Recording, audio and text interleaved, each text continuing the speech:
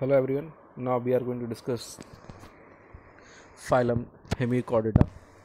phylum Hemichordata हमारा second last phylum है animal kingdom में, जिसमें हम कुछ ऐसे ऑर्डिन जाते हैं जहाँ पे हमें कुछ करेक्टरिस्टिक मिलते हैं कॉर्डेट लाइक, और इसीलिए पहले की बात करें तो हमें हेमिकॉर्डेटा जो क्लासीफाई था ये क्लासीफाई था कॉर्डेटा में, बट लेटर ऑन रिसर्च में ये निकला कि ये कुछ चीज़ों में बहुत ज़्यादा डिफरेंट है हमारे कॉर्डेट से, इसलिए इनको हमने हेमिकॉर्डेट में अलग से एक फाइलम देके क्लासिफाई किया। इससे पहले लोअर क्लासेस में आपने पढ़ा था हेमिकॉर्डेटा कॉर्डेटा को जो है लगभग एक साथ ही शो किया गया।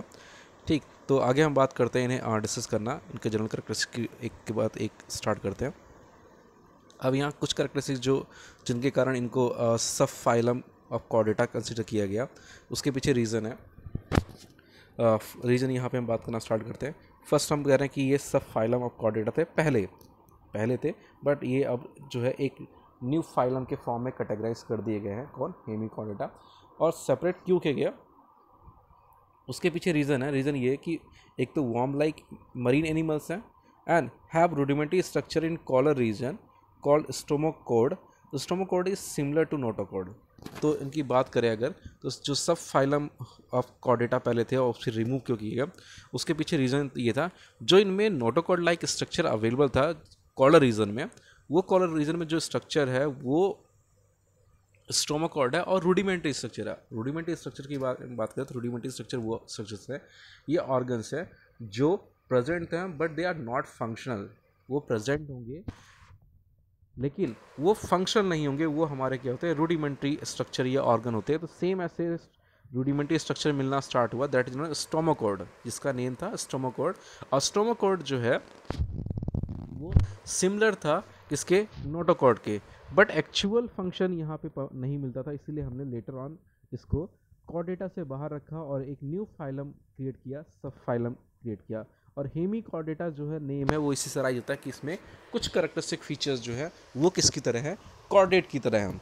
फिर ये फीचर्स हो गए, उसके बाद इनके जनरल करेक्टरिस्टिक की बात करें हम, तो जनरल करेक्टरिस्टिक हमें यहाँ मिलते हैं। बॉडी ऑर्गेनाइजेशन जो है ऑर्गन सिस्टम लेवल है कि ऑर्गन जो सिस्टम्स हैं वो मिलेंगे हमें, ऑर्गन ऑर्गेनाइज हो रखे हैं डिफरेंट सिस्टम्स में।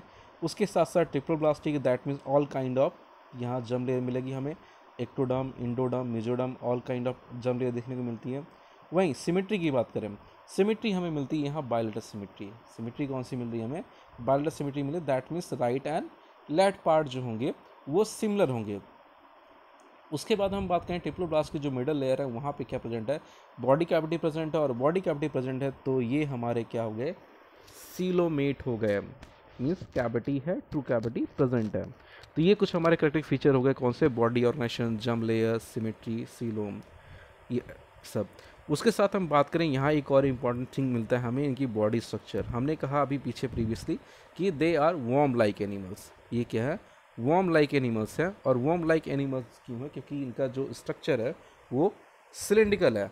सिलेंड्रिकल होने के कारण जो है इन्हें वॉर्म में क्लासीफाई करते हैं। और जो से हमने आस्केल में थी स्ट्रक्चर पढ़ा था कि सर्कुलर क्रॉस सेक्शन होगा, वैसा सर्कुलर क्रॉस सेक्शन हमें यहाँ भी देखने को मिलता है, किसमें? हेमिकॉर्डेटा केस में। तो यहाँ पे ये पेज कंक्लूड हो गया। नेक्स्ट मूव करते हैं हम नेक्स्ट पेज के लिए और आते हैं बॉडी सेगमेंट में। अब बॉडी जो इनकी सेगमेंट है, थ्री सेगमेंट में बॉडी को डिवाइड किया है। एक प्रोबाइसिस हो गया, कॉलर रीजन हो गया, ट्रंक रीजन हो गया। अब ये बर्नर ग्लासेस के डायग्राम में हम डिस्कस भी करेंगे कि इनके जो स्ट्रक्चर है इनको कैसे थ्री डिफरेंट पार्ट में हमने क्लासीफाई किया।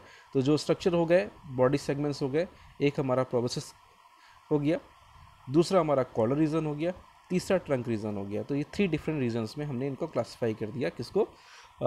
हेमिकॉर्डेट में। जो भी इसमें जैसे बर्नर ग्लासेस है, बर्नर ग्लासेस इसकी में आएगा। और अब इसकी बात करें अदर जो सिस्टम्स यहाँ अवेलेबल है, सर्कुलेटरी सिस्टम ओपन टाइप है। और ओपन टाइप का मतलब ये हो गया कि यहाँ पे हार्ट तो प्रेजेंट है लेकिन जो सर्कुलेशन होगा वो ओपनली चलेगा, मीन्स कंप्लीट सर्कुलेशन नहीं मिलेगा। कंप्लीट सर्कुलेशन मीन्स कि पूरा जो हार्ट से डायरेक्टली ब्लड जा रहा है वेसल्स में और वेसल्स के थ्रू डायरेक्टली हार्ट में आ रहा है, ऐसा नहीं होगा। हार्ट से ब्लड बाहर आएगा, बाहर आने के बाद वेसल्स में जाएगा, वेसल के साथ जो टिश्यू में पहुंचेगा तो वहाँ पे ओपनली टिश्यूज बात करेंगे। और उसके बाद वहाँ डिफ्यूजन ऑस्मोसिस थ्रू ब्लड से जो मॉलिक्यूल्स हैं वो इंटर करना स्टार्ट करेंगे सेल के अंदर, और जो प्रोसेस परफॉर्म होगी। अब प्रोसेस जो है वो परफॉर्म होने के बाद जो है ब्लड जो है दूसरे वेसल्स के थ्रू वहाँ से कैरी होगा और कैरी होने के बाद जो है हार्ट में पहुँचेगा। लेकिन जो दोनों वेसल जो एक लेके आ रही है और एक लेके जा रही है टिश्यू से ब्लड को, उनके बीच में कोई भी कनेक्शन नहीं प्रेजेंट होंगे फिजिकली या जो है इंटरनली। क्लियर? तो इसलिए यहाँ हम बोलते हैं कि जो सर्कुलेटरी सिस्टम है यहाँ पे वो क्या है, ओपन टाइप का है। वहीं हमारे पास यहाँ रेस्पिरेशन है। रेस्पिरेशन जो हो रहा है यहाँ गिल्स के थ्रू हो रहा है, और गिल्स के थ्रू इसलिए हो रहा है because they are all marine and aquatic organisms. यहाँ हेमिकॉर्डेटा में जो भी हैं वो सभी के सभी के हैं वो मरीन एनवायरनमेंट में रहने वाले हैं, और मरीन एनवायरनमेंट में रहने वाले तो उनमें क्या होगा, ये चीज़ हमें मिलेगा ही कि उनके अंदर गिल्स होंगे, या कुछ मैमल्स हैं जो मरीन मैमल्स हैं उनकी बॉडी के अंदर मॉडिफिकेशंस है वो कंटिन्यूस। आप जैसे ब्लू व्हेल का केस देखोगे या डॉल्फिन का देखोगे कि कंटिन्यूस वो बॉडी के बाहर आएंगे और बाहर आके जंप करेंगे। तो बाहर आना और जंप करना उनमें ये नहीं कि उनकी एक एक्टिविटी ये नेचर है, उनकी नेचर एक्टिविटी में ये इसलिए आया बिकॉज उनके अंदर लंग्स प्रेजेंट है, और लंग्स जो है वो टेरेस्ट्रियल करेक्टर है। तो इसलिए उन्हें एक बार एयर में लिफ्ट करना पड़ेगा, नीचे आना पड़ेगा, फिर लिफ्ट करना पड़ेगा, जिससे कि जब वो नीचे आ रहे होंगे माउथ ओपन करेंगे।